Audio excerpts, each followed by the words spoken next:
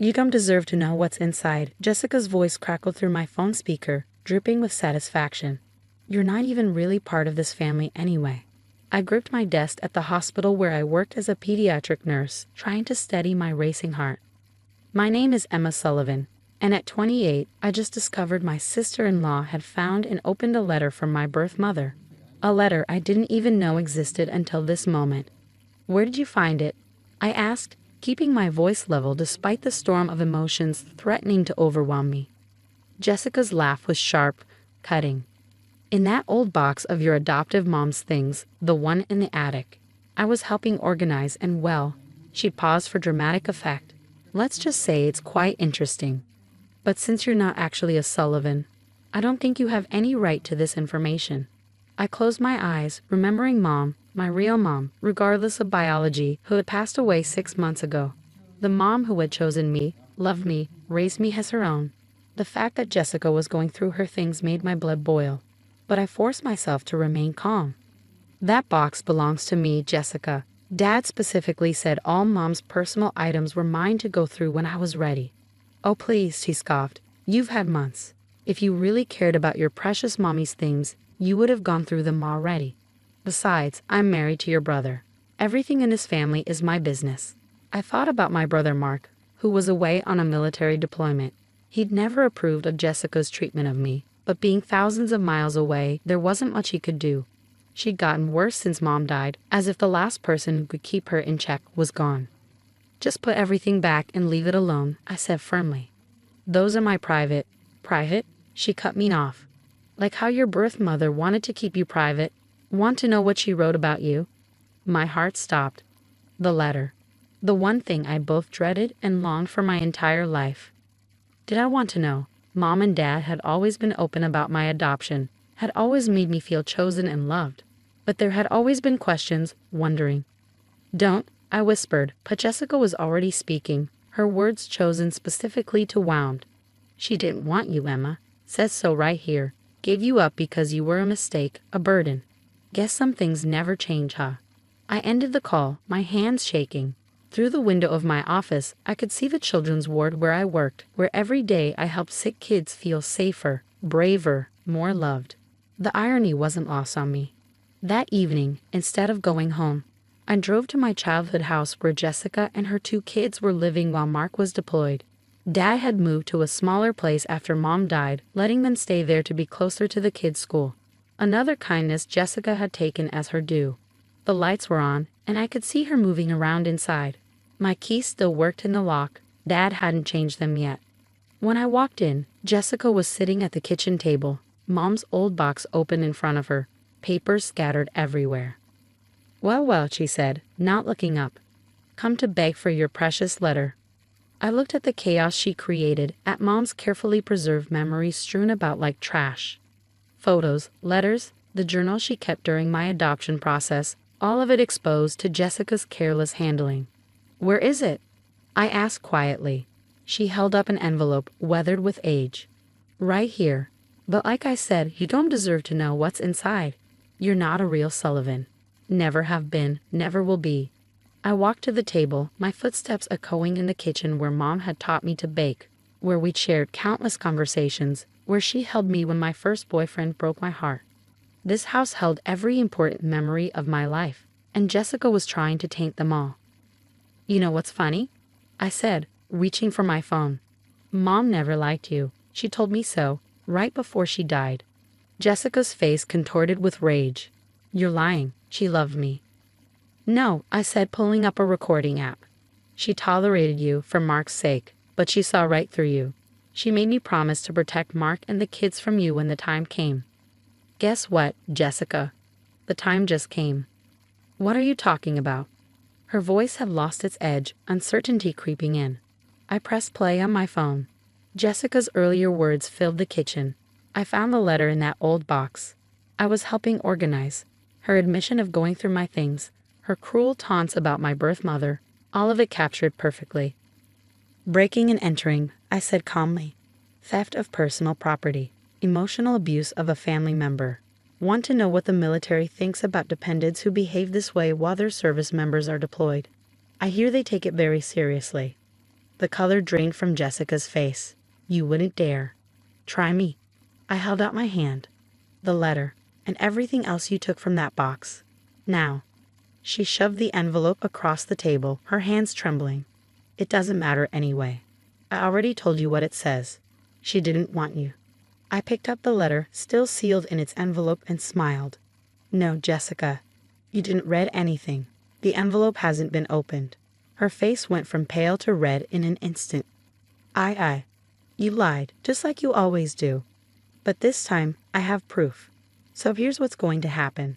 You're going to pack up every single thing you took from Mom's box. You're going to apologize, in writing, for violating my privacy. And you're going to start treating me with respect. Or these recordings go to Mark's commanding officer. Are we clear?" She nodded, defeated for the first time since I'd known her. As I gathered Mom's things, carefully placing them back in her box, I felt a weight lift from my shoulders.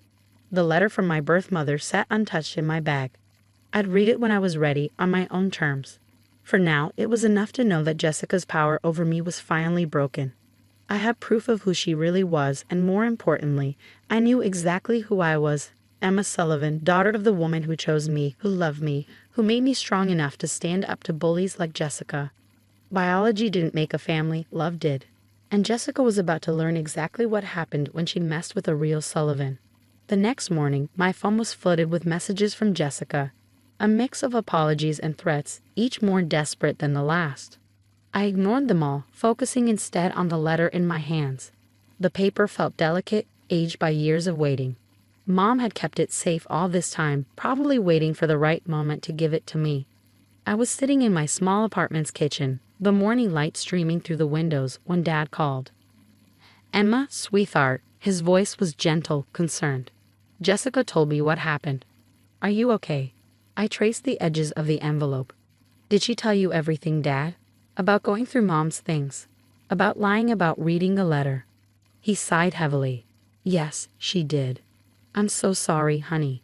I should never have let her stay in the house." "Your mother?" He paused, his voice catching. "Your mother always said Jessica needed firm boundaries." "Mom was right about a lot of things," I said softly, thinking about all the times she tried to warn me about Jessica's manipulative behavior. Have you read the letter yet?" Dad asked carefully. "No," I admitted. "I'm scared, Dad. What if Jessica was right? What if my birth mother really didn't want me?" "Emma Catherine Sullivan." Dad's voice grew firm, using my full name like he did when I was young and needed reassurance. "You listen to me. That letter doesn't change who you are or who loves you. Your mother and I chose you. We wanted you more than anything in this world. Whatever that letter says, you're our daughter."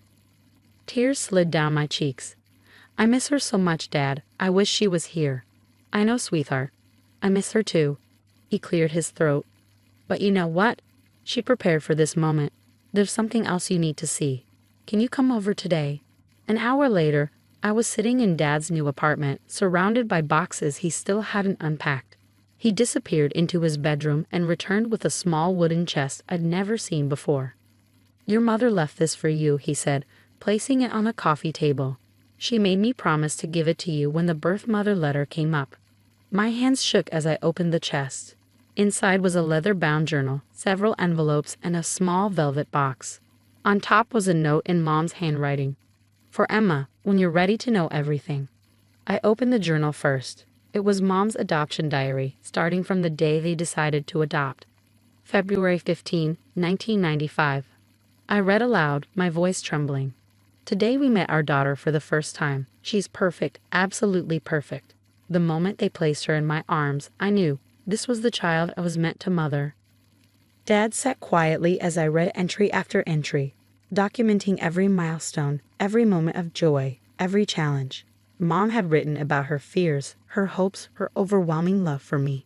She kept letters I'd written her as a child, drawings I'd made, photos of us together.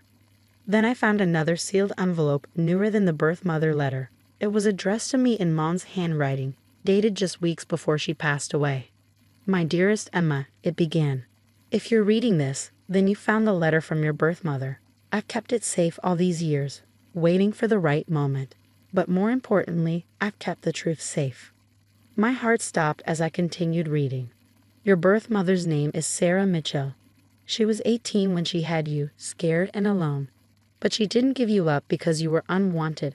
She gave you up because she wanted you to have everything she couldn't provide. I know this because I've been in contact with her for the past 5 years. Dad leaned forward, surprised. Catherine never told me about this. My hands were shaking as I read on. Sarah reached out to me through the adoption agency when you turned 23. She wanted to know if you were happy, healthy, loved. I shared photos, stories, told her about your dream of becoming a nurse.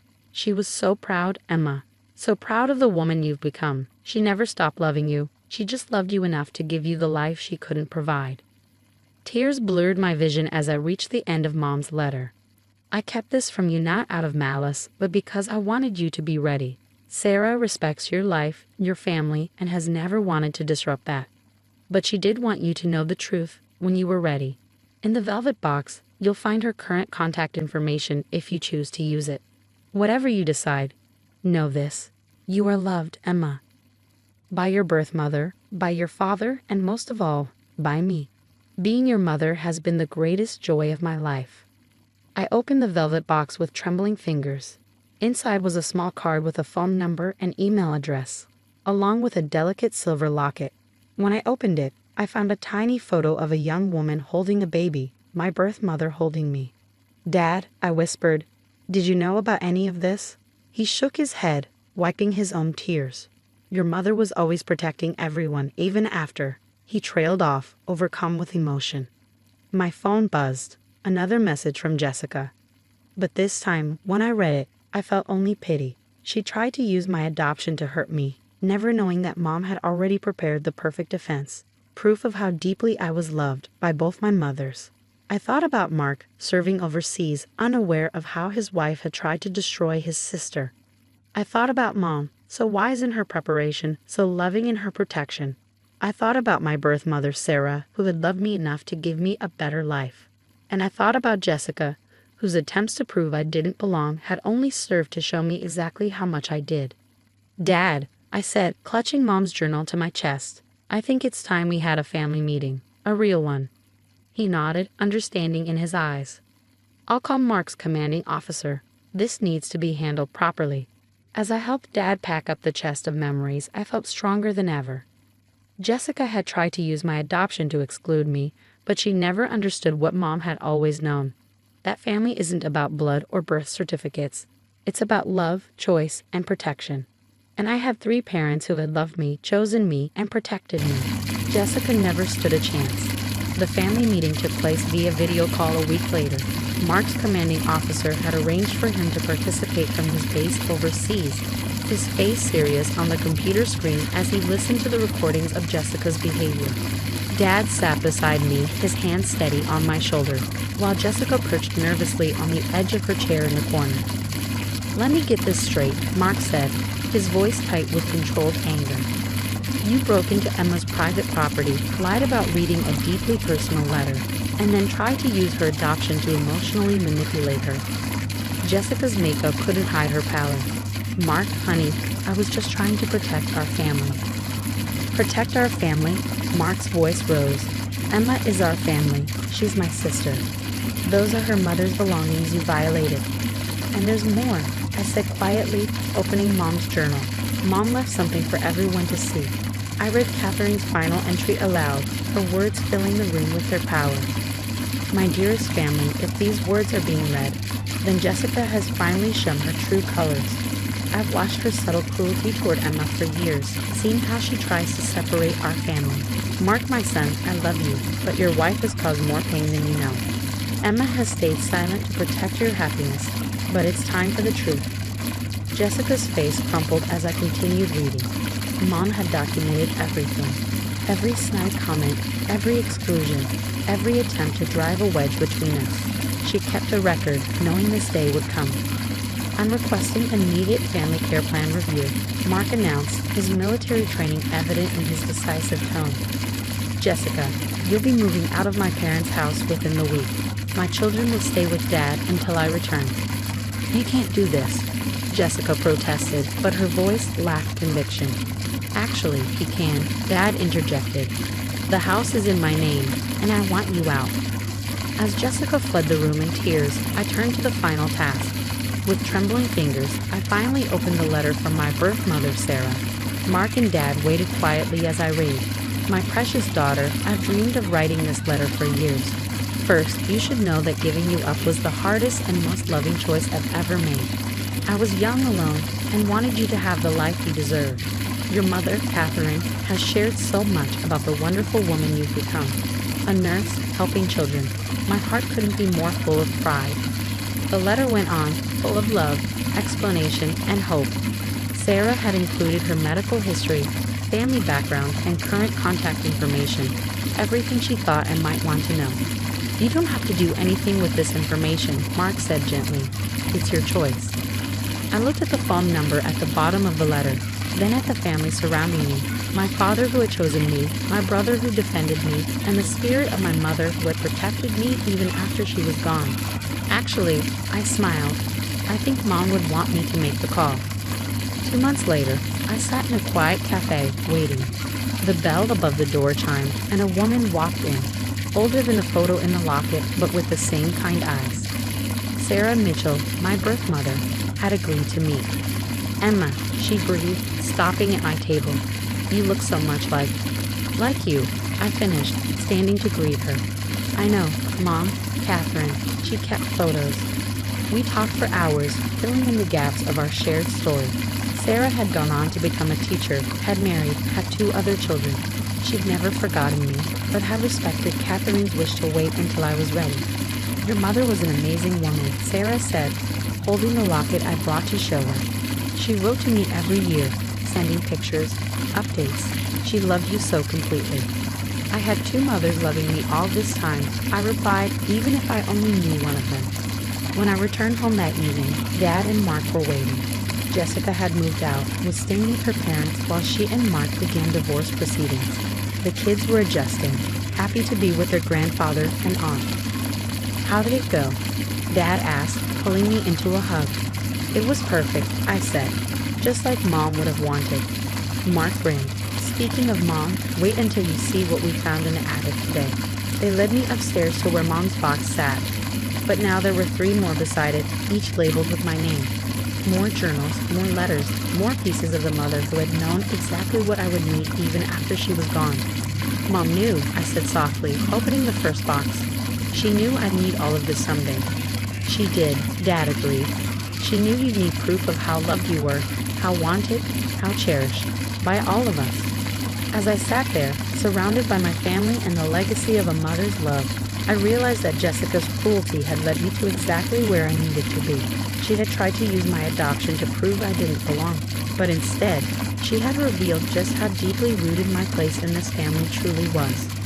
I belonged, not because of blood or birth, but because of love. And that, as Mom had always known, was the strongest connection of all.